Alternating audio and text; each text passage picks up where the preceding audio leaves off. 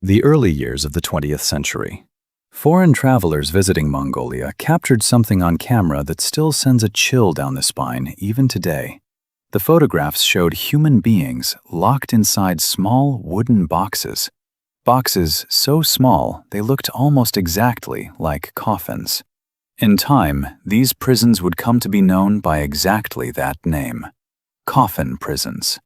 Each box had just one small hole cut into its side, and that single hole says everything about how brutal and how precisely calculated this system of punishment truly was. The most well-documented accounts of these coffin prisons come from the city of Urga, known today as Ulaanbaatar. In the final years of the 19th century and the earliest years of the 20th, Mongolia was moving through a period of sweeping political change. After centuries under Qing rule, the country declared its independence in 1911, and power passed to the Bogd Khan. But independence didn't bring modernity. Mongolia's prison system at the time remained brutally primitive by any modern standard. Instead of ordinary cells, certain prisoners were sealed directly inside heavy wooden boxes, with barely enough room to move at all. Photographs from that era show prisoners peering out through that single, small hole, their faces marked with a helplessness that's still unmistakable, even in those fading old images. This raises an obvious question: why the hole at all? The simplest answer comes down to feeding. If a prisoner were sealed inside completely, guards would have to open the entire box just to pass in food or water, every single time. That wasn't just impractical, it also created an opening for escape or resistance. That small hole solved the problem neatly. Food and water could pass through it while the box itself stayed securely shut. But feeding wasn't its only purpose.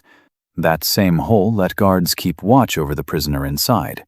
Old photographs show prisoners pressing their faces right up against it, as if reaching for one last trace of light, of air, of the world outside. Guards, in turn, could check on a prisoner's condition without ever having to open the box. And there was another need entirely: ventilation. A fully sealed wooden box would turn suffocating within hours. That single hole was the only path for air to reach whoever was trapped inside. These wooden boxes were effective for one core reason: they eliminated a prisoner's movement almost entirely. Even the limited freedom of pacing inside a normal cell simply wasn't possible here. Depending on the box's size, the confinement could grow severe enough to break not just the body, but the mind itself. For someone sitting day after day in that narrow darkness, the will to survive could start to feel meaningless. That said, a word of caution is worth adding here. Most of the accounts that spread beyond Mongolia's borders were written by foreign travelers, explorers, and journalists, people who often described unfamiliar societies in deliberately sensational, frightening terms. Calling these structures coffins alone creates the impression that every prisoner was slowly, intentionally sealed to death inside a box. But the historical reality was more complicated and far more layered than that. Even so, the photographs and written records make one thing clear: Mongolia's prison system really did include forms of confinement this extreme, this unusual. And these wooden boxes remain one of the most haunting, most enduring symbols of that era in the historical record. That small hole in the side of each box served a purpose that was, at once, cruel and coldly practical. It let guards feed a prisoner, monitor him, and keep him securely contained, all at the same time. There was a cold calculation behind all of it: keep the prisoner inside the box and never let him out. Guards maintained just enough contact through that single hole to keep him alive, nothing more. And even after a century, these old photographs still cut through us in a way few things do.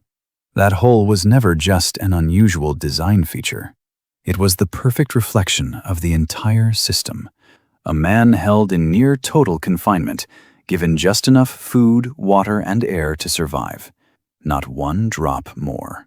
The razor-thin line between life and death, drawn straight through that single, small hole. If you enjoyed this video, hit like. See you in the next one. Thanks for watching.